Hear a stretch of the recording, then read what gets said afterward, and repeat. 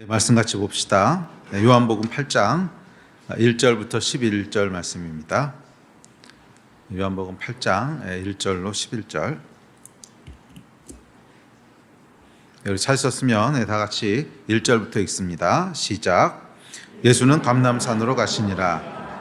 아침에 다시 성전으로 들어오시니 백성이 다 나아오는지라 앉으사 그들을 가르치시더니 서기관들과 바리새인들이 음행 중에 잡힌 여자를 끌고 와서 가운데 세우고 예수께 말하되 선생이여 이 여자가 간음하다가 현장에서 잡혔나이다. 모세는 율법에 이러한 여자를 돌로 치라 명하였거니와 선생은 어떻게 말하겠나이까. 그들이 이렇게 말함은 고발할 조건을 얻고자 하여 예수를 시험함이러라. 예수께서 몸을 굽히사 손가락으로 땅에 쓰시니 그들이 묻기를 마지 아니하는지라. 이에 일어나 이르시되 너희 중에 죄 없는 자가 먼저 돌로 치라 하시고 다시 몸을 굽혀 손가락으로 땅에 쓰시니 그들이 이 말씀을 듣고 양심의 가책을 느껴 어른으로 시작하여 젊은이까지 하나씩 나가고 오직 예수와 그 가운데 섰는 여자만 남았더라. 예수께서 일어나사 여자 외에 아무도 없는 것을 보시고 여자여 너를 고발하던 그들이 어디 있느냐? 너를 정죄한 자가 없느냐? 대답하되 주여 없나이다. 예수께서 이르시되 나도 너를 정죄하지 아니하노니 가서 다시는 죄를 범하지 말라 하시니라. 아멘. 오늘은 요한복음 8장 1절부터 11절 말씀을 살펴보려고 합니다. 간음하다가 현장에서 잡혀온 현행범에 대한 얘기입니다. 요한복음의 이야기는 다분히 상징적인 그런 메시지를 전하고 있다고 했습니다.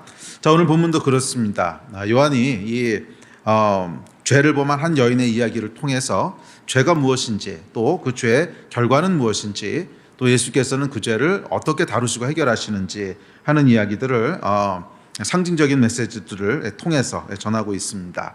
그래서 오늘부터 한 두 번 정도에 걸쳐서 요한이 전하는 그 죄 또 구원 또 죄의 어떤 결과들 이런 말씀들을 함께 살펴보면서 저와 여러분 가운데도 예수께서 해결하시는 죄를 해결하시는 그 큰 은혜가 임하기를 주의 이름으로 축복합니다. 아멘. 그래서 사실은 오늘 메시지하고 다음 메시지는 긴 한 편의 메시지인데 이게 너무 길어서 한 번에 할 수 없어서 중간에 한번 잘랐거든요. 그래서 오늘 메시지를 들으신 분들은 꼭 다음 메시지까지 같이 들으셔야 됩니다.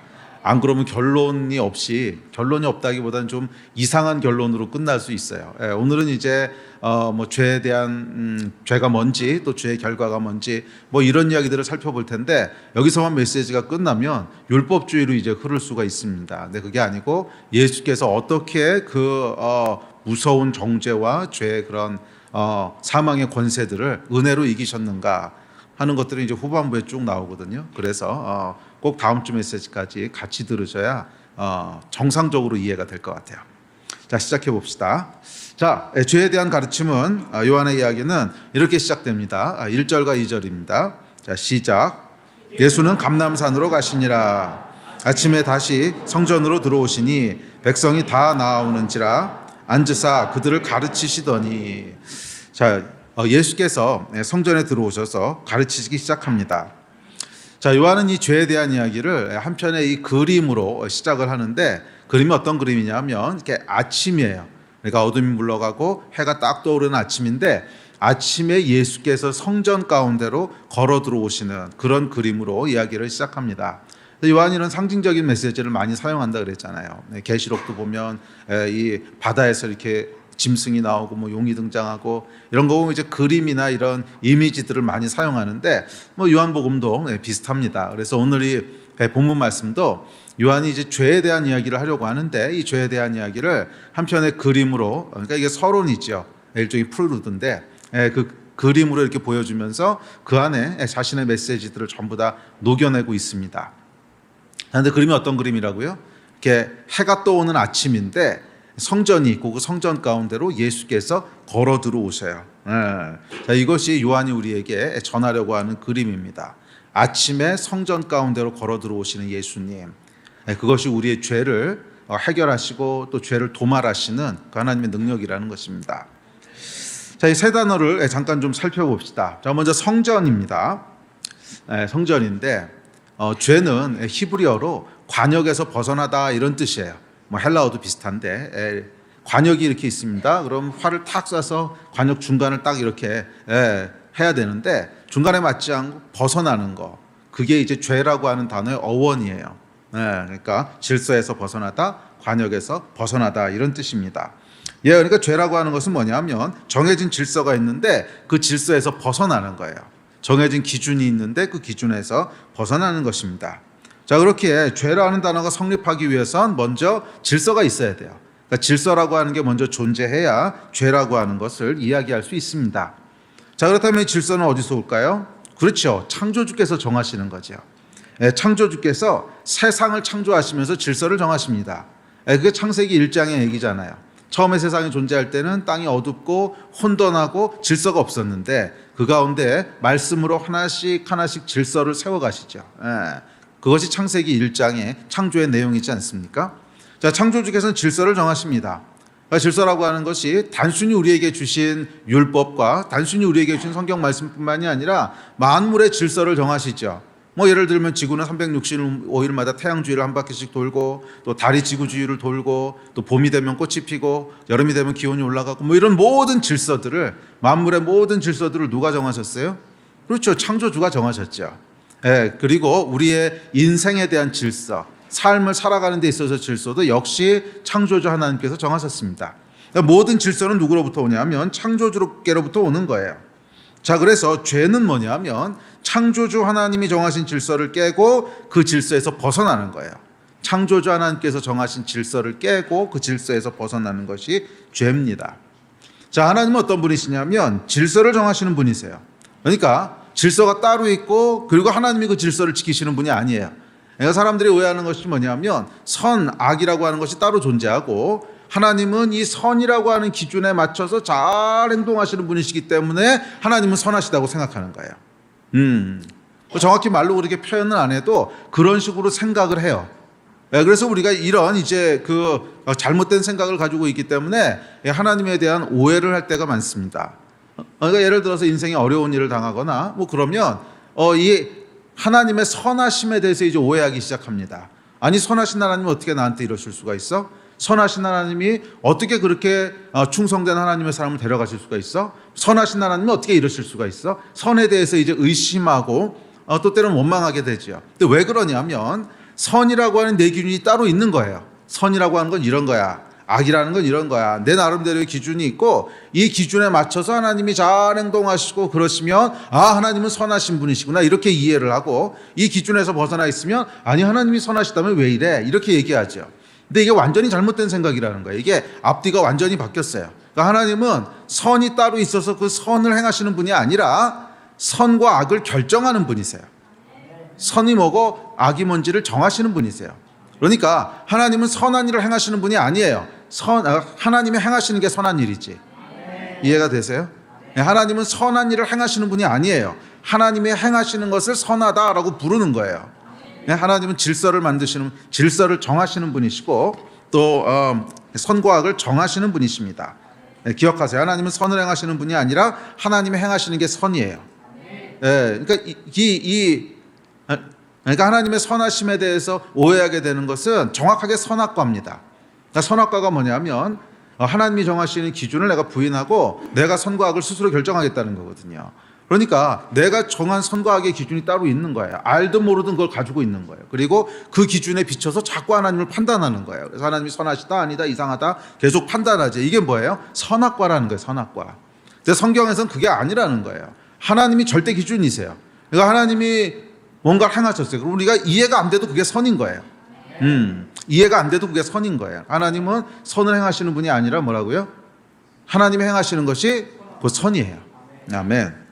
자, 그런 의미에서 요한이 이야기하는 성전은 죄가 정의되는 곳입니다. 죄가 define 되는 곳이에요. 그러니까 성전은 이 땅에 거하신 하나님을 상징하죠. 이 땅에 거하신 하나님의 임재, 또 하나님의 현존, 그걸 상징하는 게 성전입니다. 하나님이 이 땅에 계실 때, 이 땅에 존재하실 때, 즉 성전이 이 땅에 세워질 때 하나님의 질서가 선포되는 거예요. 자, 이거를 반대로 생각하면 하나님이라고 하는 존재가 없다면 또는 하나님을 인정하지 않는다면 뭐 죄가 뭔지에 대해서 얘기할 수가 없는 거예요. 왜? 질서가 없으니까. 그리고 질서라고 하는 것이 각 사람마다 전부 다 다른 기준으로 얘기할 거예요. 그러니까 이 사람은 이게 선이라고 그러고 저 사람은 저게 선이라고 그러고. 그러니까 결국 죄가 뭐라고 하는 것을 이야기하기가 어렵게 되죠. 그래서 성전이 없으면, 그러니까 하나님이 존재하지 않으시면 죄라고 하는 것이 정의되지 않습니다. 네. 자, 이 하나님이 이 땅에 발을 디디실 때, 성전이 이 땅에 세워질 때 창조주의 질서가 선포됩니다. 선악과 이후에 각자의 소견대로 선과 악을 정하던 이 혼돈의 세상 속에 성전은 창조주의 절대 질서를 선포하는 거예요. 자, 성경에 보면 이렇게 얘기합니다. 시작. 죄가 율법이 있기 전에도 세상에 있었으나 율법이 없었을 때에는 죄를 죄로 여기지 아니하였더라. 그렇죠. 이 말이 그 말이죠. 그러니까 하나님의 존재를 부정하거나 또는 하나님의 질서를 부정하면 죄가 죄라고 말할 수 있는 근거가 없어지는 거예요. 예. 죄라고 하는 건 질서 또는 기준에서 벗어나는 걸 죄라고 그러는데 뭐 질서 자체가 없어. 기준 자체가 없어. 그러면 화를 여기다 쏘나 저기다 쏘나 여기다 쏘나 관역에서 벗어났다는 얘기를 할 수가 없는 거죠. 그래서 율법이 없으면, 즉 하나님이 없으면 죄를 죄라고 얘기할 수 없어요. 자, 성전은 죄를 디파인하는 곳이에요. 자, 그래서 이제 그렇게 하나님의 존재를 부정하는 세상은 필연적으로 포스트 모더니즘으로 갈 수밖에 없어요. 포스트 모더니즘이라고 하는 건 모든 게 상대적이라는 거죠. 절대적인 기준이라는 게 없다는 거죠. 옳고 그름은 없고 다름만 존재할 뿐이라는 것입니다. 성경은 죄는 용서받아야 된다고 가르치는데 현대인은 죄는 없고 그냥 다름은 용납받아야 된다고 얘기합니다. 그러니까 아주 묘하게 이 뉘앙스를 바꿔요. 예. 그러니까 성경은 죄를 얘기합니다. 죄는 뭐냐면 절대 기준이 있고 거기서 벗어난 게 죄야. 그런데 포스트 모더니즘은, 현대인들은 죄라는 건 없다는 거예요. 왜? 절대 기준 자체가 없으니까. 그러니까 그냥 다른 것만 있는 거예요. 다름만 있는 것이고, 또 성경은 절대 기준에서 벗어난 거기 때문에 죄는 용서받아야 된다고 얘기하는데 포스트 모더니즘은 그렇게 얘기 안 하죠. 현대인들은 죄는 그냥 다른 것뿐이니까 서로 용납해야 돼. 용납이란 단어를 씁니다. 물론 서로에 대해서 사랑으로 용납하는 건 필요하겠지만 뭐 그런 용납이 아니라 죄가 아니기 때문에 그냥 다 인정해야 돼, 뭐 이런 거예요. 서로의 다름에 대해서 전부 다 인정하고 그냥 그걸 포괄적으로 받아줘야 돼, 그렇게 얘기한다는 거예요. 죄에 대해서도 그렇게 얘기하는 거죠. 자, 오늘 본문에 여인만 해도 그렇습니다. 성경은 간음을 죄라고만 얘기하는데 현대인은 그것은 자유로운 개인의 선택일 뿐이라고 얘기합니다. 뭐 동성애도 그렇고 자유로운 성관계도 그렇고 모두 다 그냥 개인의 선택에 의한 다름일 뿐이지 죄는 아니라는 거예요. 그러니까 그냥 다 인정해주고 용납해줘야 된다는 것입니다. 성전이 사라져버린 현대인의 모습입니다. 예, 성전이 이 땅에 존재할 때, 하나님의 존재를 인정할 때, 그때 비로소 뭐예요? 죄가 정의돼요. 죄는 성전에서부터 하나님의 존재, 그분이 정하신 질서에서부터 벗어나는 것을 얘기합니다. 자, 두 번째 단어는 아침이라고 하는 단어예요. 아침. 자, 예수께서 성전에 들어오십니다. 아침에 성전에 들어오십니다. 자, 아침은 어떤 때냐면 어둡던 밤이 끝나고 빛이 들어오는 때예요. 빛이 들어오는 시간입니다. 자, 요한은 아침이라는 표현을 통해서 죄로 인해서 어둡던 세상에 여명이 들어오고 있는 그림을 이렇게 보여주고 있는 거예요. 깜깜했던 세상에. 하나님의 질서를 무시하고 각자 살고 싶은 대로 살자 세상은 밤이 됐습니다. 서로를 정죄하고 각자 옳다고 생각하는 대로 행하고 미워하고 싸우고 죽이는 혼돈과 어둠. 이 사람들은요, 하나님의 율법을, 질서를 벗어나면 아침이 될 거라고 생각했지만 사실은 밤이었다는 거예요. 이 선악과 사건부터가 그런 거잖아요. 하나님의 질서를 벗어나서 내가 마음대로 하면 너희가 하나님처럼 되리라. 마귀가 거짓말한 거죠. 맞아요. 그러니까 사람들은 그렇게 생각했어요.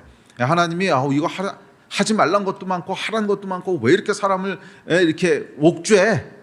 이것만 없으면 내가 정말 행복할 거야. 모태신앙들이 많이 이렇게 생각하죠. 안 그래요? 모태신앙 손 들어보세요. 그래요. 한 절반 이상 되는데, 모태신앙들이 정말 예수님 만나기 전까지는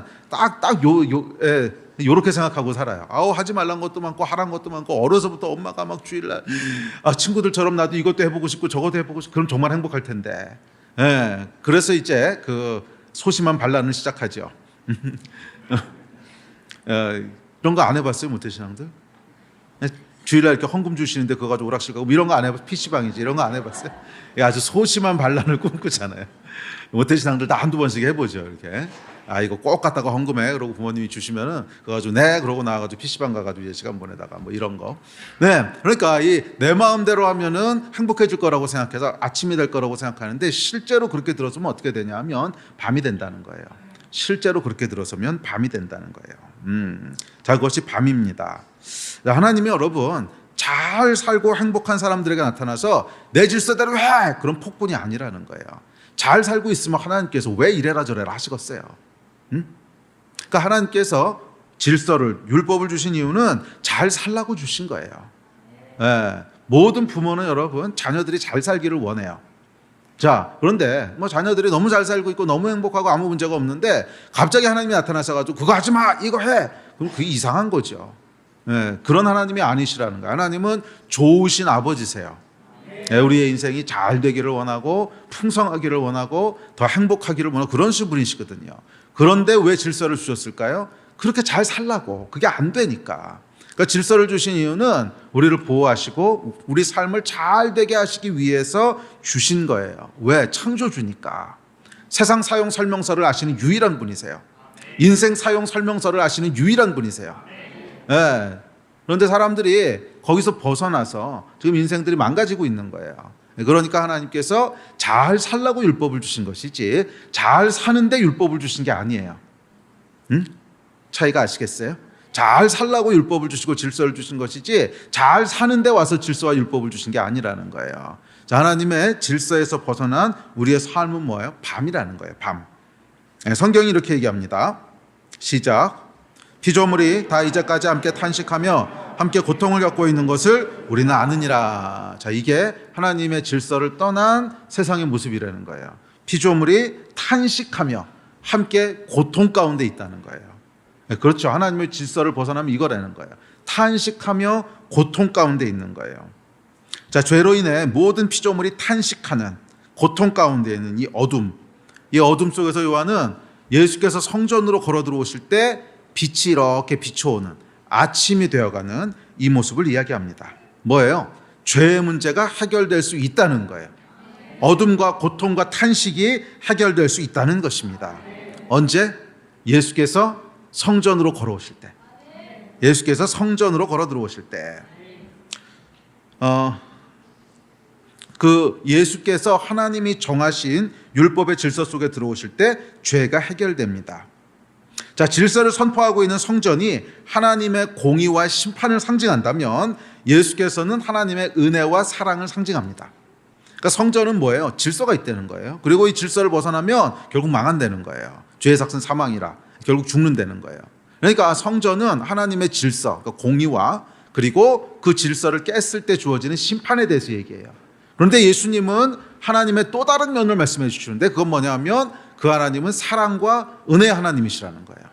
그래서 이 성전 안으로 예수께서 들어오실 때 비로소 하나님이 어떤 분이신지가 완전하게 계시되는 거예요. 성전만 가지고 완전히 계시되지 않아요. 또 예수 그리스도만 가지고는 예수님이 무엇을 행하시는 건지 완전히 이해하지를 못해요. 은혜와 사랑이 뭔지를 완전히 이해할 수가 없어요. 왜? 죄를 모르니까. 그래서 성전 안으로 예수께서 걸어 들어오실 때 비로소 하나님이 어떤 분이시고 구원이 무엇이고 복음이 무엇인지에 대한 것이 온전히 계시됩니다. 기억하십시오. 성전 안에 성전 안에 예수께서 들어오실 때 아침이 됩니다. 즉 소망이 살아난다는 거예요. 자, 그게 바로 이 여인의 얘기입니다. 간음함으로 질서를 벗어난 여인, 그래서 공의에 의하면 돌에 맞아 죽어야 되는 이 여인, 이 소망 없는 어둠 속으로 예수께서 들어오실 때 은혜와 용서의 빛이 임해요. 아침이 밝아옵니다. 기억하십시오, 여러분. 성전만 존재해서는 죄가 정의되기만 할 뿐 해결되지는 않아요. 성전 안으로 예수께서 들어오실 때 죄가 해결됩니다. 자, 세 번째 단어는 뭐냐면 요한이 얘기하는 세 번째 단어는 가르치시더라. 무엇을 가르치십니까? 그렇죠. 하나님의 질서를. 동시에 무엇을 가르치십니까? 하나님의 사랑과 용서를. 예수께서는 하나님을 계시하시는 분이세요. 진리를 계시하시는 분이세요. 이제 그렇게 하나님의 질서가 무엇인지 또 죄가 어떻게 용서받을 수 있는지 가르치십니다. 그래서 우리는 예수께로부터 배워야 돼요. 하나님의 질서와 공의가 뭔지, 그리고 또 하나님의 사랑과 은혜가 뭔지 배워야 돼요. 저절로 알게 되지 않습니다. 그것을 배울 때 비로소 우리가 창조주 하나님의 온전한 뜻을 알게 되고 그 뜻을 알 때 온전히 누리게 되는 줄 믿습니다. 자, 이어지는 3절입니다.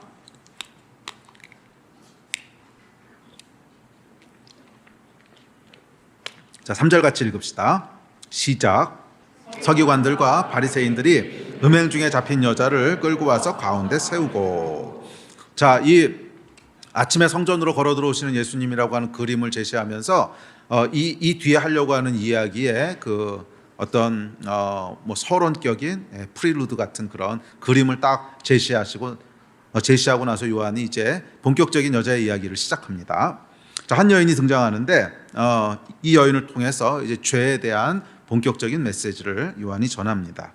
자, 죄에 대한 요한의 두 번째 메시지는 뭐냐면 죄는 관계적인 것이란 사실입니다.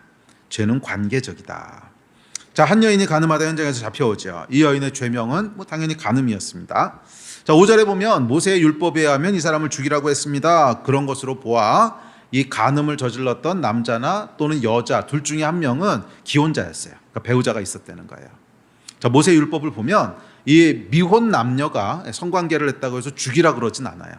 물론 미혼 남녀의 성관계를 허락하시진 않아요. 그런데 그렇다고 죽이지는 않아. 그래서 미혼 남녀가 이제 성관계를 가지면 어떡하라 그러냐면 남자는 그 여인을 아내로 삼을지라 이렇게 돼 있어요. 그러니까 그러면 결혼하라는 거예요. 그러니까 이 성적인 관계라고 하는 것은 이런 책임 있는 관계가 돼야 된다는 뜻이죠. 책임 있는 관계가 돼야지 무책임하게 함부로 사용하면 안 된다는 거예요. 예. 뭐 그럴 수밖에 없는 게 이게 생명을 잉태하는 행위잖아요. 그러니까 이것을 무책임하게 이 성적인 관계를 가져서 생명이 잉태되게 되면 그 아이는 또 뭐냐는 거예요. 그 아이는 아무 잘못이 없는데 뭐 엄마나 아빠는 없는 상태로 태어나는 거잖아요. 그러니까 그거는 이 아이한테 사실은 불공평한 일이죠. 그래서 이 성적인 관계는 생명을 잉태하기 때문에 책임 있게 사용해야 된다는 거예요. 그래서 그것은 결혼 안에서만 사용하라고 하나님께서 결혼 안에 두셨어요. 뭐 여기에 대한 얘기는 사실 긴 얘기가 되기 때문에 오늘 주제에서 벗어나니까 뭐 다음에 이 얘기는 좀 더 자세히 합시다. 근데 하여간 그렇다고 죽이지는 않아요. 그러니까 우리 하나님께서 뭐 미혼 남자와 여자가 뭐 성관계를 가졌다고 해서 죽이는 건 아니에요. 그냥 책임지라는 거지. 근데 이 기혼자의 경우는 달라요. 기혼자의 경우는 죽이라고 돼 있습니다. 그래서 사실 율법에 의하면 이 여자만 끌고 오면 안 돼요. 남자와 여자를 다 끌고 와서 죽이라고 돼 있거든요. 그러니까 사실 이 사람들도 모세의 율법을 얘기하고 있긴 하지만 정확하게 모세의 율법대로 하고 있지는 않아요. 그러니까 예수를 착잡으려고 지금 하는 거기 때문에 그렇죠. 자, 어쨌거나 이 둘 중 한 명은 배우자가 있었다는 걸 알 수 있습니다. 네. 자, 그러니까 이 여인이 하나님이 정하신 질서를 깨고 죄를 범하는데 그 죄는 본질적으로 뭐예요? 배우자에 대한 관계를 배신하는 거죠. 그러니까 이 간음이라고 하는 죄의 본질은 뭐냐면 관계적인 거라는 거예요. 관계적인 거. 네. 배우자가 있는데 또 배우자가 언약한 게 있는데 그것을 깨고 배신함으로 상대에게 상처를 주는. 그게 이 죄의 이제 본질이죠. 자, 그리고 이 간음뿐 아니라 사실 하나님이 정하신 모든 질서는요. 그러니까 특별히 사람에게 주신 질서는 그러니까 지구가 태양 돌고 이런 거 말고 사람들에게 정하신 질서, 그러니까 율법이라고 기록되어 있는 이 질서들은 모두 뭐예요? 관계에 대한 거예요. 모두 관계에 대한 것입니다. 하나님과의 관계, 그리고 타인과의 관계, 자연과의 관계, 그리고 나 자신과의 관계에 이르기까지 다 관계에 대한 법입니다. 그러니까 하나님은 그러니까 하나님의 질서는 모두 관계에 대한 거예요. 그리고 하나님께서 이렇게 관계에 대한 질서를 주신 이유는 관계를 보호하시기 위해서 그런 거죠. 관계를 보호하시기 위해서 그런 거죠. 앞서도 얘기했지만 하나님은 우리에게 복을 주기 원하시는 분이세요. 복을 주기 원하시고 우리 삶에 행복하길 원하시고 우리 삶이 풍성하길 원하시고 그게 사실은 모든 부모의 동일한 마음이거든요. 하나님 우리 아버지신데 우리가 잘 되기를 원하시고 복을 누리기 원하시는데 이 하나님이 주시는 복은요 하나도 예외 없이 다 관계를 통해서 온다는 거예요. 다 관계를 통해서 온다는 거예요. 여러분들이 가장 행복했던 기억이 뭔가 한번 생각해 보세요. 분명히 관계적인 걸 거예요.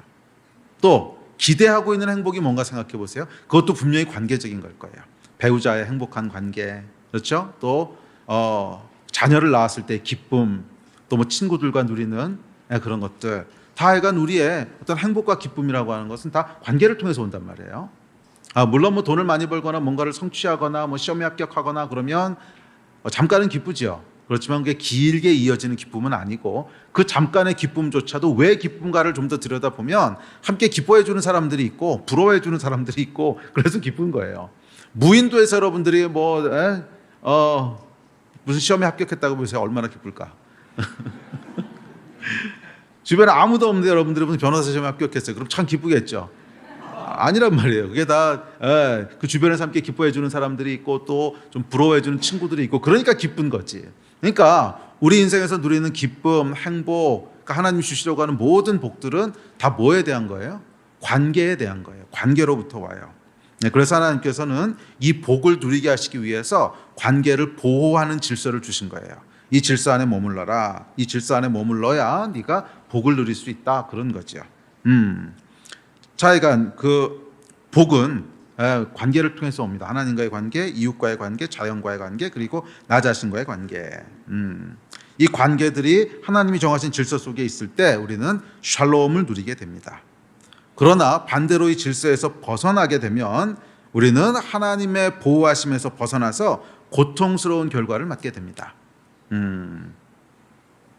기억하세요. 하나님이 질서를 주신 것은 이 관계가 올바른 질서 속에 있을 때 하나님이 주시는 복을 누릴 수 있기 때문에 그렇습니다.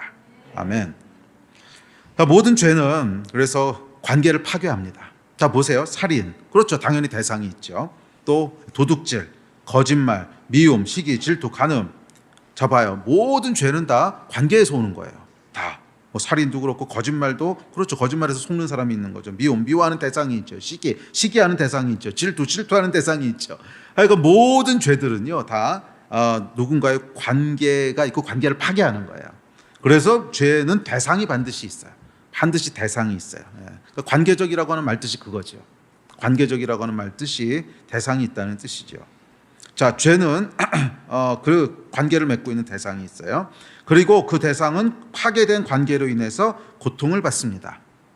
이 대상이 타인일 수도 있고 또는 자기 자신일 수도 있고 또는 불특정 다수가 될 수도 있고 더 나아가서 하나님이 될 수도 있어요. 자, 이 여인의 죄를 보십시오. 이 여인의 범죄로 인해서 누군가는 고통을 받습니다. 뭐 누가 기혼자였는지 모르겠어요. 남자였는지 여자였는지. 근데 만약에 여자가 기혼자였다고 하면 그 남편은 당연히 상처를 받고 고통을 받는 거죠. 또 뭐 남자가 기혼자였다고 해도 마찬가지죠. 그 아내는 상처를 받고 이제 고통을 받는 거죠. 자, 더 나아가서 모든 죄는 궁극적으로 하나님과의 관계를 파괴합니다. 궁극적으로는 하나님과의 관계를 파괴하고, 그래서 그 결과 하나님이 고통을 받으십니다. 이 이야기를 하면 목사님 신학적으로 그게 말이 됩니까? 하나님이 어떻게 고통을 받으시고 하나님이 어떻게 피해를 받으세요? 여러분 어떻게 생각하세요? 하나님이 고통받고 피해 받으실 수 있다고 생각하십니까? 아니면 그런 건 불가능하다고 생각하십니까? 당연히 하나님은 고통받고 피해 받으실 수 있으세요.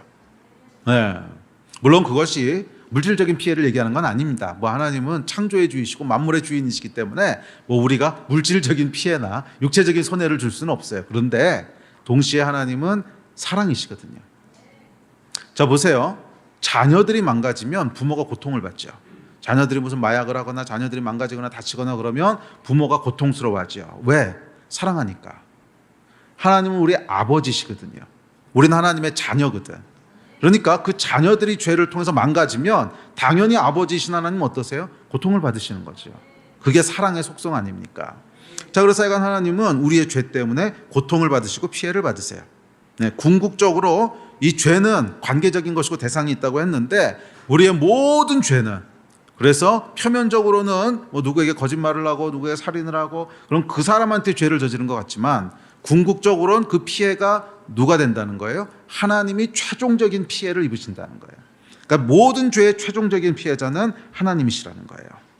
자, 그렇기 때문에 이 죄는 하나님과의 관계를 파괴하고 그리고 하나님께 고통을 드립니다. 자, 그렇게 죄에 대한 회개라고 하는 건 죄송합니다, 잘못했습니다 하는 말은 1차적으로 하나님께 드려야 되는 거예요. 그래서 모든 기도는 모든 회개는 하나님께 회개하면서 시작하죠. 물론 우리가 그 대상에게도 이제 미안하다고 얘기해야 되지만 뭐 사람이 있으면 그것은 이제 그 다음 스텝이고, 첫 번째 스텝은 항상 뭐예요? 회개를 하나님 앞에 드리잖아요. 왜 그러냐면 미안하다는 얘기를 들어야 되는 1차적인 가장 큰 피해자는 하나님이시기 때문에 그래요. 사람 이전에 미안합니다, 죄송합니다라는 얘기를 들어야 되는 1차적인 가장 큰 피해자는 하나님이세요. 우리가 죄를 지면 하나님이 가장 고통스러워하세요. 그래서 회개는 하나님께로부터 시작하는 겁니다. 자, 이어지는 4절입니다. 자, 4절 시작. 예수께 말하되 선생이여, 이 여자가 간음하다가 현장에서 잡혔나이다. 자, 죄에 대한 요한의 세 번째 메시지가 있는데, 세 번째 메시지는 뭐냐면 죄에는 결과가 있다는 거예요. 죄에는 결과가 있다는 것입니다. 자, 세 가지 결과를 요한이 얘기하는데, 첫 번째, 죄에는 정죄가 있어요. 정죄. 질서를 벗어났다는 손가락질, 그리고 사람들의 낙인, 뭐 이런 게 있다는 거예요. 자, 이 여인이 죄를 범합니다. 그랬더니 하나님의 질서에서도 사람의 질서에서도 벗어나게 됐어요. 그러자 정죄가 들어오고 고발이 들어옵니다. 자, 10절 보면 이렇게 얘기합니다. 시작. 예수께서 일어나사 여자 외에 아무도 없는 것을 보시고 이르시되 여자여, 너를 고발하던 그들이 어디 있느냐? 너를 정죄한 자가 없느냐? 자, 서기관들과 바리새인이 이제 정죄를 하기 시작하는데, 서기관들과 바리새인은 두 가지 질서를 대표합니다. 자, 서기관들은 어떤 사람이냐면 주로 법률과 전통, 그리고 문학, 역사 뭐 이런 것들을 관리하고, 그리고 보존하고 관리하고 교육하고 하는 일을 했던 사람들이에요. 자, 그런 면에서 이런 전통, 법률, 역사, 문학, 이게 뭐예요? 사람이 정한 질서를 얘기하는 거죠.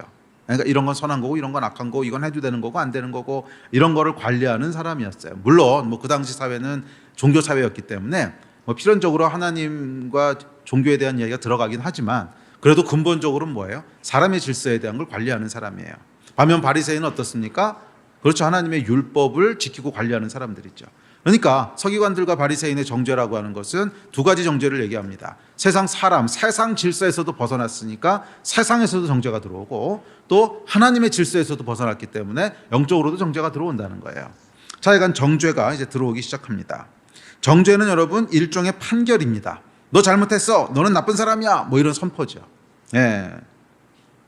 질서를 깼기 때문에, 질서를 깨므로 관계가 망가지고, 관계가 망가져서 누군가가 고통을 겪으니까 너는 잘못했어, 네가 나쁜 사람이야, 뭐 이것이 이제 정죄입니다. 자, 정죄가 일어나게 되면 이제 죄의 두 번째 결과가 일어나는데, 두 번째 결과는 뭐냐면 수치예요. 수치, shame, 수치. 자, 정죄의 결과 수치가 따라옵니다.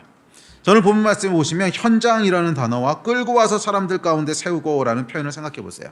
이 여인은 뭐 옷이라도 제대로 걸치고 왔겠어요? 얼마나 수치스러웠을지 생각해 보십시오. 죄는 여러분 수치를 유발합니다. 죄는 수치를 만들어내요. 자, 수치라고 하는 게 뭔가? 수치라고 하는 것은 여러분 가치가 부정되는 거예요. 가치가 부정되는 거예요. 자, 가치가 부정된다고 하면 무슨 뜻이냐면 너는 쓸모없는 존재야.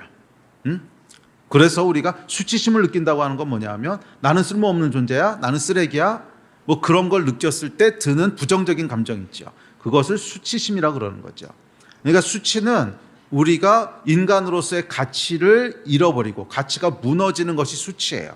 그리고 거기서 느끼는 수치심은 내 가치가 무너졌다고 느낄 때, 그러니까 난 쓸모없는 존재야, 나는 쓰레기야, 그러니까 나 같은 건 없어야 돼, 막 이럴 때 느껴지는 그런 부정적인 감정, 그런 것이 이제 수치입니다.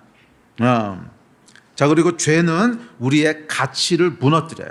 죄는 가치를 무너뜨려요. 자, 그래서 죄가 들어오면 이 사회에서 넌 살아갈 가치가 없어. 그래서 옥에다 가두는 거죠. 그게 뭐예요? 옥에다 가두는 건 넌 이 사회에서 살아갈 가치가 없어. 그래서 옥에다 가두는 거죠. 또 사형시키는 것도 마찬가지고, 너는 이 세상에 존재할 가치가 없어. 그래서 사형시키는 거죠. 그러니까 죄는 항상 가치를 무너뜨리는 거예요. 너는 여기 살 가치가 없어, 너는 정상적으로 살아갈 가치가 없어, 너는 존재할 가치가 없어, 뭐 그런 거예요. 또 존경받을 가치가 없기에 손가락질하고 멸시합니다. 존중받을 가치가 없기에 욕하고 비웃습니다. 본받을 가치가 없기에 수군거리고 경멸합니다. 군중 가운데 서 있던 여인에게 쏟아진 수치였습니다. 수치는 존재 가치를 부정하는 것이고, 그렇기에 우리의 영혼을 병들게 하고 마음을 무너뜨려요. 수치는 여러분 건강한 감정이 아니에요. 우리의 영혼을 병들게 하고 우리 마음을 무너뜨립니다. 자, 그렇다면 인간의 이 가치 또는 존엄성은 원래 어디서부터 왔을까? 그렇죠. 그것은 하나님께로부터 온 거죠. 사람은 어떻게 지음을 받았어요? 하나님의 형상으로 지음받았어요. 그 얘기는 뭐냐면 사람이 얼마나 존귀한 존재냐 하면 하나님만큼 존귀한 존재라는 거예요. 와, 여러분, 이거는 우리가 무엇을 상상하든지 이해할 수 없는 말이에요. 이건 무엇을 상상하든지 그것 이상이에요. 그러니까 저와 여러분이 얼마나 소중하고 존귀하고 얼마만큼의 가치를 가지고 있냐면 하나님의 형상, 하나님과 똑같은 하나님만큼의 가치와 존귀함을 가지고 있는 존재라는 거예요. 그러니까 여러분, 우리가 스스로에 대해서 이렇게 스스로를 비하하고 열등감을 가지고 나는 쓸모없는 존재야 라고 생각하는 게 얼마나 진리에서 벗어난 생각인지, 얼마나 큰 마귀의 거짓말인지, 그러니까 이게 죄 때문에 들어오는 속게 되는 거짓말이거든요. 저와 여러분의 존귀함은 그냥 존재적인 거예요. 원래 하나님의 형상으로 지원받았기 때문에 그냥 응애하고 태어나는 순간부터 아무것도 안 해도 그냥 하나님 수준의 존귀함이 있는 거예요. 아멘. 예. 예? 하나님의 형상을 타고났기 때문에 그렇습니다. 이 땅에 존재하는 다른 어떤 피조물도 그런 피조물은 없어요. 그러니까 여러분은 개와 돼지와 고양이하고는 전혀 다른 존재예요. 요즘은 이제 애완견들에 대한 뭐 이런 게 하도 높아져서 막 개를 사람처럼 이렇게 취급하는데, 아니 여러분, 그거 그러시면 안 돼요. 개는 개고 개는 하나님의 형상이 아니에요. 저는 개를 되게 좋아해요. 개를 정말 좋아해서 항상 어렸을 때 이제 개를 키웠었고, 저를 잘 아는 사람들은 그래요. 목사님은 사람 목회보다 개 목회하셨으면 정말 잘했을 거니까. 개를 정말 좋아하거든요. 그런데 제가 아무리 개를 좋아해도 개하고 사람은 같지 않아요. 그것은 진화론이 우리에게 심어준 거짓말이에요. 진화론은 여러분, 개나 사람이나 같은 동일한 동물 또는 뭐 그렇게 이제 취급을 합니다. 그래서 뭐 진화론의 생각에 의하면 뭐 사람이 조금 더 똑똑하다는 것 뿐이지 뭐 개나 소나 별 차이가 없다고 생각을 해요. 그래서 개도 꼭 사람처럼 대우하려고 그래요. 그게 현대 특별히 한국이 더 심한데, 한국의 어떤 사조인 것 같아요. 개를 마치 사람처럼. 그래서 아이쿠 내 새끼. 여러분, 이런 말 쓰지 마십시오. 개가 여러분의 새끼면 그 여러분은 뭐예요? 아이고 내 새끼라니. 아니 여러분, 개는 여러분 새끼가 아닙니다. 전혀 다른 존재란 말이에요. 예. 오해하지 마십시오. 이것도 잘못 나가면 유튜브에서 난리 나는데 저는 개를 진짜 좋아하고요. 아마 개를 키우면 저같이 인격적으로 키우는 사람은 없을 거예요. 저는 개를 너무너무 좋아하고 그래요. 왜냐하면 하나님이 주신 선물이기 때문에 잘 우리가 돌봐야 되고 뭐 그래야 되는 건 당연한 겁니다. 너무 중요하고 당연한 건데 사람하고 같지는 않다는 거예요.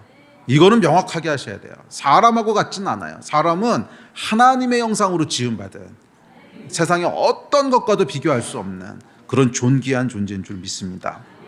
자, 그런데 이 죄는요, 이 하나님의 형상을 훼손하고 가려요. 하나님의 형상의 옷을 벗겨요. 자, 이게 수치의 근원인데, 자, 성경에 등장하는 최초의 수치가 그렇죠. 최초의 수치심이 어디 등장하냐면 창세기 3장이에요. 타락 직후입니다. 그 전까지는 사람이 수치라고 하는 감정을 느껴본 적이 없었어요. 처음으로 느끼는 장면인데, 자, 7절입니다. 시작. 이에 그들의 눈이 밝아져 자기들이 벗은 줄을 알고 무화과 나무를 잎을 엮어 치마로 삼았더라. 자, 선악과를 따먹었어요. 죄가 들어오니까 아담과 하와가 벗었다고 하는 사실에 수치를 느낍니다. 자, 여기서 벗었다고 하는 것은 육신의 벌거벗음을 얘기하는 것이 아니라 당연히 영적인 벌거벗음에 대한 상징적인 표현입니다.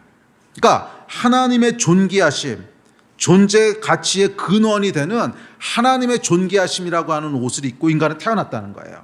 그런데 죄는 뭐예요? 이 존귀의 옷을 벗긴다는 거예요. 하나님의 형상으로 지음받은 존귀한 자. 그러니까 하나님이 왜 존귀하시냐면 거룩하시기 때문에 존귀하신 거예요.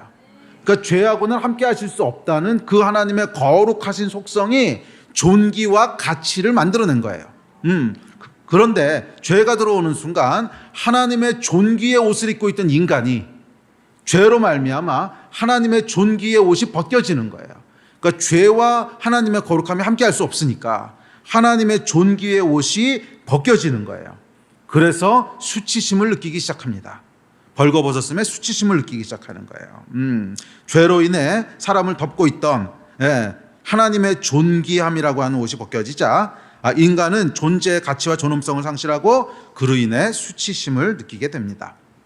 자, 그러자 하나님은 어떻게 하십니까? 창세기 3장 21절입니다. 시작. 여호와 하나님이 아담과 그의 아내를 위하여 가죽옷을 지어 입히시니라. 자, 벗겨진 인간의 벌거벗음 위에 하나님께서 다시 옷을 입히세요. 다시 옷을 입히세요. 이게 사실은 복음이거든요. 다시 옷을 입히세요. 그런데 가죽 옷을 입히세요. 자, 여러분, 가죽으로 옷을 만들려면 어떻게 해야 될까요? 그렇죠. 뭔가 짐승을 잡아서 죽여야 되는 거죠. 그러니까 그 전에 인간이 했던 건 뭐냐면 무화과나무 잎으로 이렇게 수치를 가리려고 했는데 이건 뭐 짐승 죽일 필요 없어요. 그런데 가죽 옷을 만들려면 짐승을 잡아 죽여야 돼요. 짐승을 잡아 죽여서 가죽으로 옷을 만듭니다. 자, 그래서 이것을 예수 그리스도의 희생을 예표하는 원시복음이라고 불러요. 가죽옷을 지어 입히신 것을 복음의 첫 번째 예수 그리스도에 대한 예표다. 그래서 원시복음이라고 부르는데, 자, 어찌되었던 하나님께서 존귀와 가치가 벌거벗겨진 인간에게 가죽옷을 입히십니다. 그 뜻은 뭐냐면 너는 이 재물의 생명으로 대신할 만큼 가치 있는 존재야, 이 얘기를 하시는 거죠. 너는 이 짐승을 잡아 죽여서 너에게 옷을 입혀야 될 만큼 이 짐승하고는 비교할 수 없이 가치 있는 존재야 하는 이 말씀을 하시는 거예요. 물론 짐승의 가죽을 뭐 하나님의 형상과 비교할 수 없죠. 그렇지만 짐승이 구약시대의 재물을 의미한다는 점에서 이 가죽옷을 입히신 것은 아담과 하와가 세상의 어떤 재물보다도 가치 있는 존재다 하는 것을 상징적으로 보여주고 있고, 더 나아가 이제 신약까지 오게 되면 영원한 재물 대신 예수 그리스도, 거기까지 이어지게 되죠. 그러니까 이 가죽옷은 복음 전체를 하나님께서 예표하시는 행위인 거예요. 그래서 구약의 재물, 그 어떤 재물보다도 너희가 소중한 존재고 가치 있는 존재. 더 나아가서 하나님 자신이신 예수 그리스도. 그러니까 하나님께서 너는 얼마나 가치 있는 존재냐면 내가 내 생명을 줘서 구원할 만큼 가치 있는 존재야. 그러니까 적어도 너는 예수 그리스도의 생명만큼 그만큼 가치 있는 존재야. 이 얘기를 지금 하시는 거죠. 그래서 원시복음이라고 부르는 거죠. 그러니까 저와 여러분은 얼마나 가치 있는 존재냐면 가죽옷을 지어서 입히셨다는 말 속에는 저와 여러분은 예수 그리스도의 생명을 통해서 여러분의 존귀함을 다시 회복시킬 만큼, 그러니까 예수 그리스도가 죽어야 될 만큼, 그에게는 예수 그리스도보다 여러분들이 더하다는 건 뭐한데 그와 똑같은 그런 존귀한 존재라는 거예요. 그만한 가치가 있다는 거예요. 와, 여러분 옆에 사람 한번 보세요. 그 사람이 예수님만큼 가치 있는 존재라는 거예요. 와, 다르게 보이시죠? 맞아요. 사람은 예수 그리스도만큼 가치 있는 존재라는 거예요. 참된 가죽옷은 예수 그리스도입니다. 그분의 보혈이에요. 예수께서 우리를 위해 생명을 주심으로 우리 존재가 예수 그리스도의 생명만큼 가치 있고 소중하다는 것을 확증해 주셨습니다. 보혈의 옷을 입히심으로 죄로 벌거벗었던 우리의 존엄과 가치를 다시 회복시키신 거예요. 예수의 구원은 우리의 존엄과 가치를 회복시키는 역사입니다. 어느 정도로 존엄과 가치를 회복시키냐면 천국에 합당한 존재가 될 만큼. 그래서 여러분 이 복음이라고 하는, 구원이라고 하는 것이 예수 천당, 물론 뭐 틀린 말은 아니에요. 그런데 예수 천당으로만 이해하면 중요한 본질을 놓치게 돼요. 맞아요. 복음은 우리로 천국을 가게 해요. 그런데 천국 들어가는 게 핵심이 아니라 천국에 들어갈 만큼 합당한 존재가 되는 거예요. 천국에 들어갈 만큼 존귀 있는 존재가 되는 거예요. 그래서 결과적으로 천국에 들어가는 거라는 거예요. 이 이야기를 어디 하고 있냐면 성경 마태복음에 보면 예수님께서 잔치 비유를 하시죠. 잔치와 예복. 그 비유 기억나세요? 혼인잔치를 부자가 크게 열었어요. 이게 천국에 대한 상징이죠. 크게 열어 사람들을 불렀는데 초청은 받았는데 예복을 안 입고 온 사람이 있단 말이에요. 그래서 예복을 안 입고 온 사람들을 쫓아내시면서 슬피 울며 이를 갈미 있으리라, 이렇게 얘기하죠. 이게 뭐예요, 여러분? 예수 그리스도로 옷 입고 와야 된다는 거예요. 예수 그리스도로 옷 입고 와야 된다. 그러니까 예수 그리스도의 존귀함과 가치로, 존귀로 옷을 입어야, 그래야 천국에 들어갈 수 있을 만한 합당한 자가 된다는 거예요. 천국에 그냥 초청받았다고 무조건 다 들어가는 게 아니에요. 그러니까 예수 천당이라고 하는 얘기는 뭐냐면 그냥 무조건적으로 천국에 강제로 집어넣는 게 구원이라는 뜻이 아니라 천국에 들어가도 될 만큼 존귀한 존재로 회복시키신다는 거예요. 이게 구원입니다. 이 부분을 놓치게 되면 우리가 복음의 많은 부분을 놓치게 돼요. 예를 들면 우리가 이 땅을 살아가는데 얼마나 존귀한 존재인지, 그 존귀한 존재에서부터 오는 그런 평안과 샬롬과 축복들 뭐 이런 거 다 놓치게 되죠. 여러분 기억하십시오. 여러분들은 예수 그리스도로 옷 입었기 때문에 존귀한 존재예요. 예수 그리스도의 보혈의 옷을 입었어요. 그래서 이제 하나님께서 그 보혈의 옷만 보신다는 거예요. 여러분 안에 있는 죄와 타락과 연약함과 부족함을 안 보시고 예수 그리스도의 보혈의 옷만 보신다는 거예요. 그게 여러분 구약의 제사가 이제 보여주고 있는 진리이기도 하거든요. 구약의 제사는 어떻게 드리냐면 짐승을 잡습니다. 짐승을 잡아서 지성소로 피를 가지고 들어와서 이 피를 어디다 뿌리냐면 언약궤 위에다 이렇게 뿌리죠. 근데 언약궤가 뭐냐면 그 안에 뭐가 있어요? 모세의 십계명이 있거든요. 십계명은 뭐냐면 질서죠, 질서. 그러니까 죄를 정의하는 게 십계명이잖아요. 그러니까 죄가 있다는 거예요. 그런데 그 죄 위를 예수의 피가 이렇게 덮어요. 그러면 하늘에서 하나님이 보실 때 그 예수의 피만 보인다는 거예요. 예수의 피로 덮여 있기 때문에 그 안에 있는 죄와 저주와 심판은 안 보신다는 거예요. 그게 구약의 제사가 의미하는 거거든요. 예수 그리스도의 보혈로 옷 입는다고 하는 게 정확히 그 이야기하는 거예요. 예수 그리스도의 보혈로 우리가 다시 옷 입었을 때 그래 우리 안에는 부족함이 있고 죄가 있고 연약함이 있고 타락함이 있지만 하나님께서 그걸 보시는 게 아니라 마치 언약궤 위에 뿌려진 피처럼 그 피가 하나님의 눈을 덮어서 예수 그리스도의 보혈만 보시는 거예요. 그리고 그렇지, 예수 그리스도가 저 존재를 위해서 저 피를 흘렸지, 그러니까 그 피만큼 존귀한 존재지, 이렇게 보신다는 거예요. 아멘. 이 구원의 큰 복음의 능력들을 누리셨으면 좋겠습니다. 자, 불행하게도 하나님을 떠난 인간은 다른 옷으로 수치를 가리려고 합니다.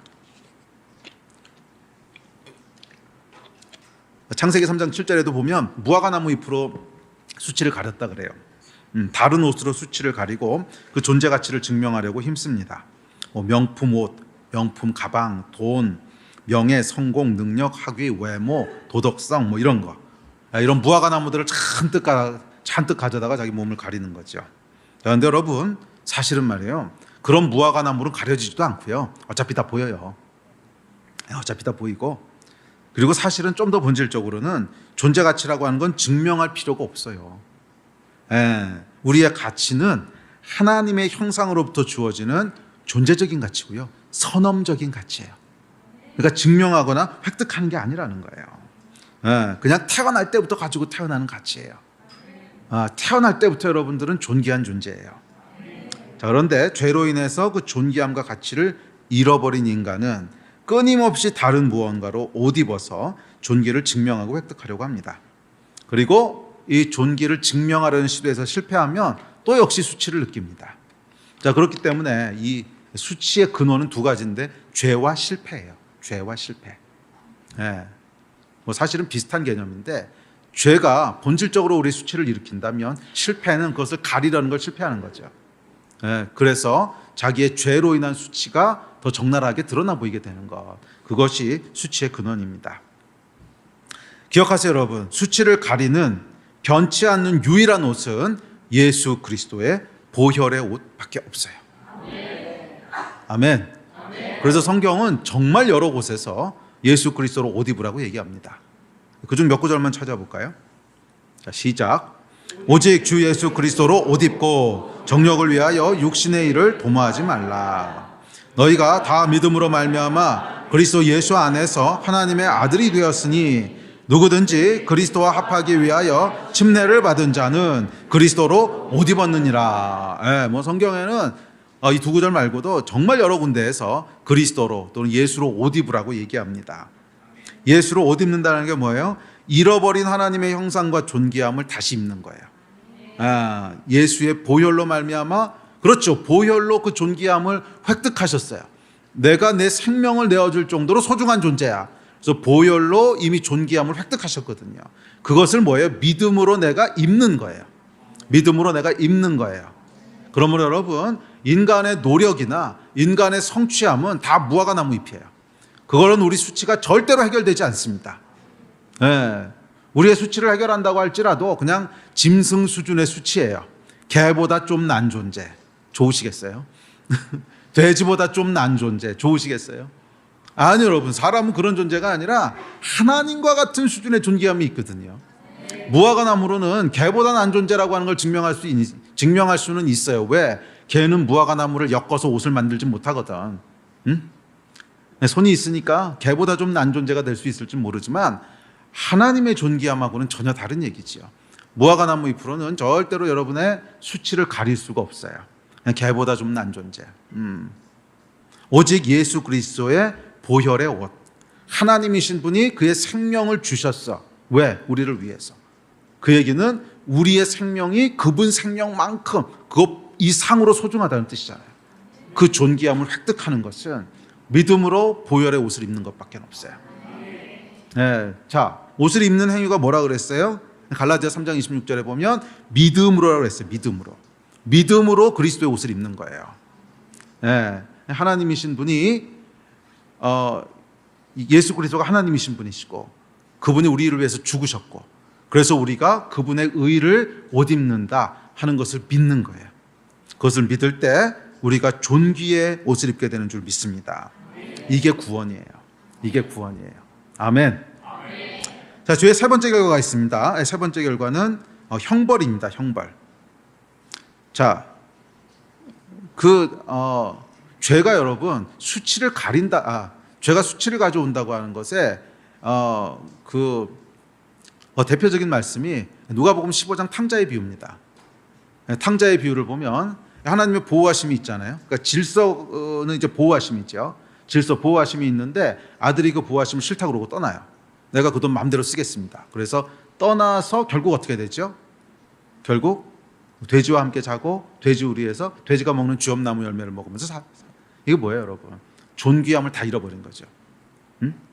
존귀함을 다 잃어버린 거죠. 왜? 아버지의 보호하심을 떠났기 때문에. 그러니까 하나님의 질서를 떠나면 우리는 어떤 존재가 된다는 거예요? 존귀함을 다 잃어버리고 돼지 같은 존재가 된다는 거죠. 네? 그러니까 짐승과 같은 존재가 된다는 거예요. 자, 이것이 수치에 대한 성경의 가르침입니다. 자, 세 번째는 이제 형벌이 있는데 죄는 정죄와 수치뿐만이 아니라 형벌이 있습니다. 오늘 본문 5절에 보시면 이렇게 얘기합니다. 시작. 모세는 율법에 이러한 여자를 돌로 치라 명하였거니와 선생은 어떻게 말하겠나이까. 성경에 이제 지옥이란 단어가 나오는데 지옥이 구약에서는 스올이라고 되어 있는데 이 스올의 원어적 의미는 뭐냐면 쓰레기 처리장이란 뜻이에요. 쓰레기 처리장. 자, 쓰레기가 뭐냐 하면 그 가치가 제로가 된 것을 쓰레기라고 부릅니다. 그러니까 가치가 조금이라도 남아있으면 쓰레기통에 버리진 않죠. 조금이라도 집에서 쓸모가 있으면 버리지 않겠죠. 버린다고 하는 건 뭐냐면 그 가치가 제로가 됐다는 걸 의미합니다.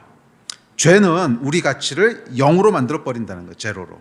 그래서 그 결과 쓰레기 처리장에 버려지게 되는데 그게 성경이 얘기하는 지옥입니다. 죄는 여러분 분명한 대가가 있고 형벌이 있다는 거예요. 그저 정죄와 수치에 그치지 않습니다. 그리고 그 대가는 사망이다 또는 스월이다 이렇게 성경은 얘기합니다. 자, 성경 같이 볼까요? 시작.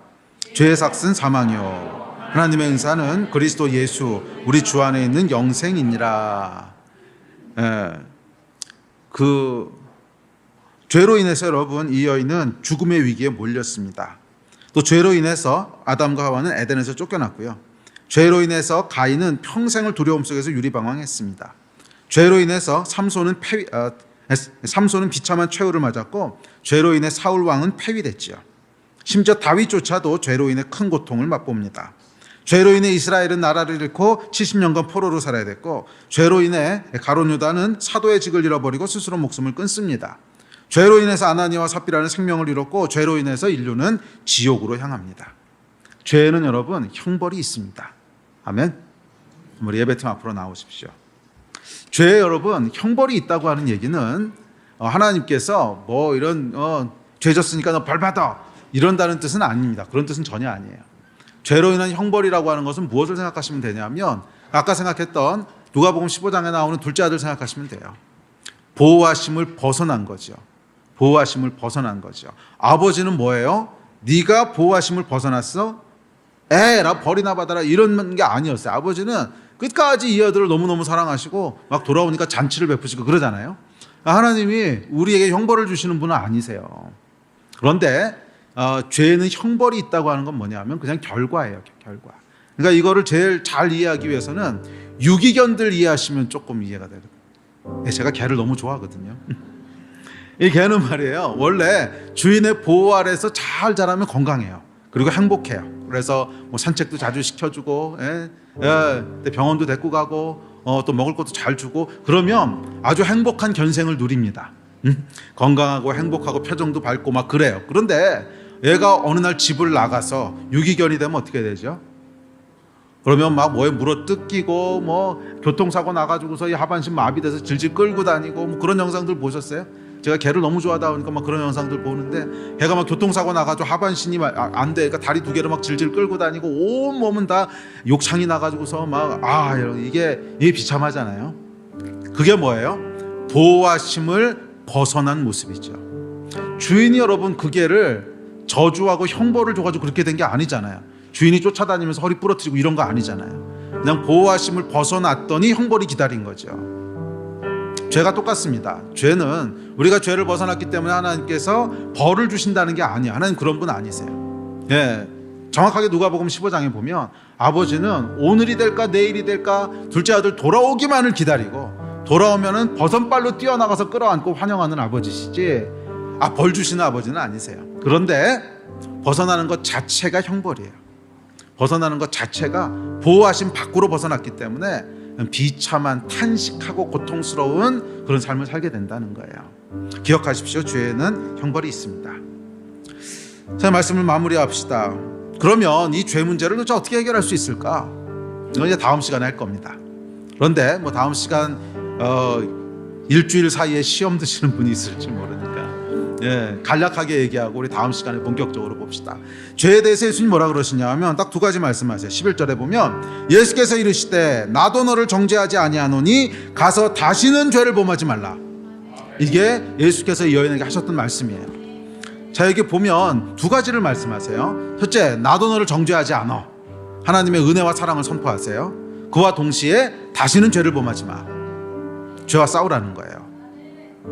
그런데 사람들이 이 두 가지를 극단적으로 취해요. 하나만 극단적으로 취해요.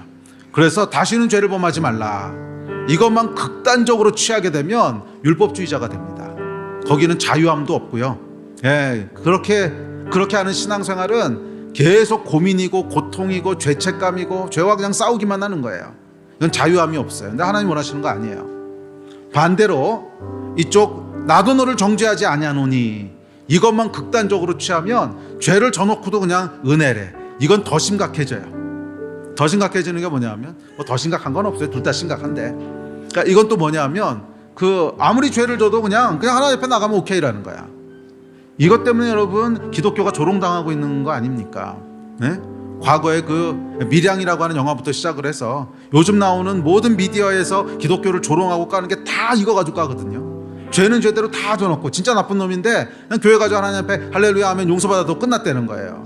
이게 세상 사람들이 보기에도 추한 거야. 이상한 거야. 도대체 저게 뭐냐는 거야. 아니 여러분, 이건 복음이 아닙니다. 이거 복음 아니야. 예수께서는 두 가지를 말씀하셨어요. 나도 너를 정죄하지 아니하노니 가서 다시는 죄를 짓지 말라. 이 두 개가 합쳐져야 온전한 복음이 돼요. 자, 그래서 여러분, 이것은 과거와 미래에 대해서 다르게 돼야 돼요. 미래의 일, 아직 일어나지 않은 일에 대해서는 우리에게 선택의 책임이 있다는 거예요. 일어나지 않은 일에 대해서는 선택의 책임이 있어요. 그래서 죄와 싸우되 피 흘리기까지 싸우라는 거야. 그러나 이미 저질러진 건 어떡하라는 거예요. 그건 어쩔 수 없잖아요. 이미 저질러진 죄에 대해서는 정죄하지 않으신다는 거야. 은혜를 믿으라는 거예요. 예수 그리스도의 보혈로 옷 입었다는 거예요.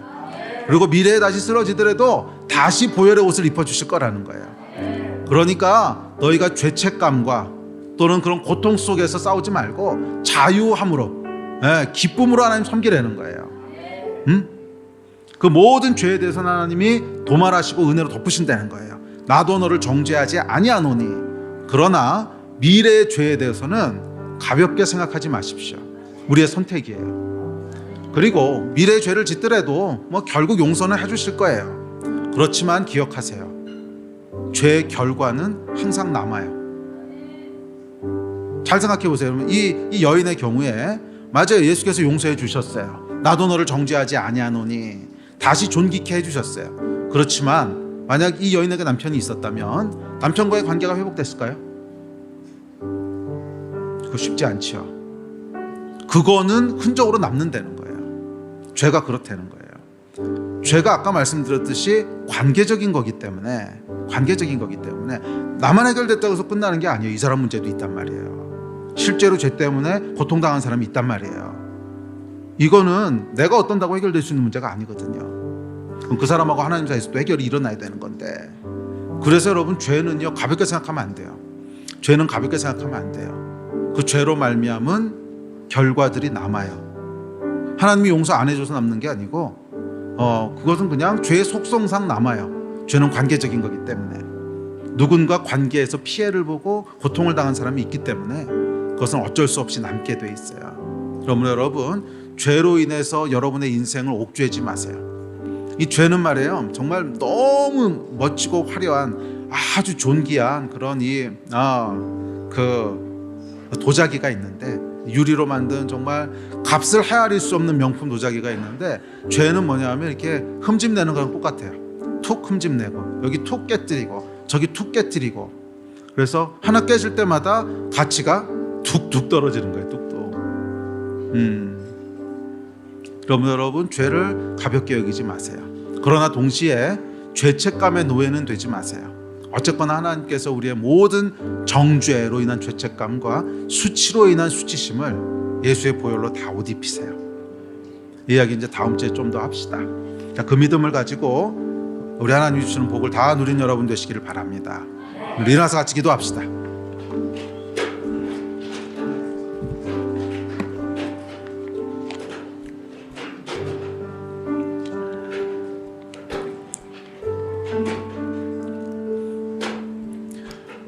보혈의 옷이라고 하는 것은 우리 안에 거하시는 성령님이십니다. 우리 안에 하나님의 영이 거하실 때 하나님께서 우리를 보실 때 우리 안에 거하시는 예수의 의로움으로 봐주신다는 거예요. 우리 함께 좀 기도합시다. 사실 과거의 죄든 미래의 죄든 결국 보혈의 능력이 있어야 돼요. 우리가 미래의 죄와 싸울 수 있는 능력 당연히 우리 안에 없죠. 예수께서 도와주셔야죠. 이길 수 있도록 도와주셔야죠. 과거의 죄 예수의 보혈로 용서하시고 존귀케 하셔야죠. 우리 같이 좀 기도할 때, 예 하나님, 우리는 예수 그리스도의 보혈이 필요합니다. 오늘도 도와주시고 우리 위에 함께 하셔서 이 죄의 모든 거짓으로부터 우리를 자유케 하여 주시고, 죄의 모든 정죄와 수치로부터 우리를 보혈로 옷 입혀 주시고, 또 모든 죄의 유혹으로부터 싸워 이기게 하여 주십시오. 주님의 도움을 구합니다. 아멘. 이 마음 가지고 우리 주여 한번 부르짖고 다 같이 합심해서 기도하시겠습니다.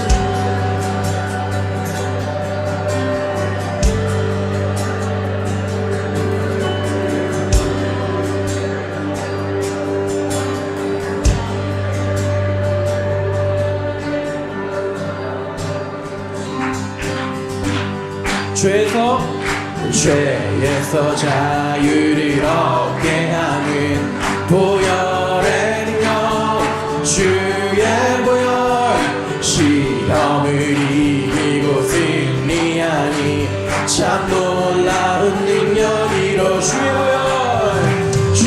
보혈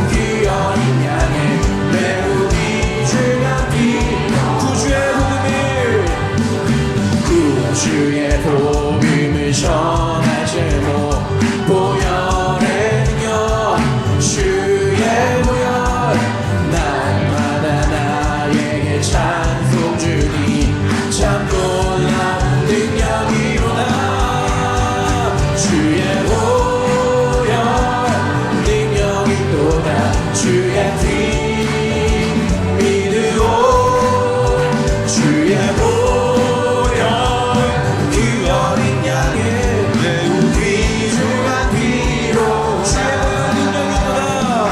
보혈 능력 있도다 주의 피 믿으오 주의 보혈 그 어린 양의 매우 귀중한 피로 아멘, 아멘. 하나님, 예수 그리스도의 보혈로 소중한 존재가 된 것을 믿습니다. 원수 마귀의 거짓말에 속지 말게 하여 주시고, 우리가 하나님 안에서 어떤 존재인지를 날마다 알며 깨달으며 배우며 살아가는 우리 귀한 성도들 다 되게 하여 주십시오. 예수 그리스도의 보혈로 옷 입은 자가 되게 하여 주셔서 죄와 정죄와 수치로부터 자유케 하여 주시고, 예수 그리스도의 보혈에 힘입어서 죄와 싸워 이기는 자들이 다 되게 하시기를 주여 다시 한번 간절히 소원합니다. 원수 마귀의 거짓말과 죄의 저주에서부터 주여 풀어 자유케 하여 주시옵소서. 감사합니다. 주 예수 그리스도 이름으로 기도했습니다. 아멘, 아멘.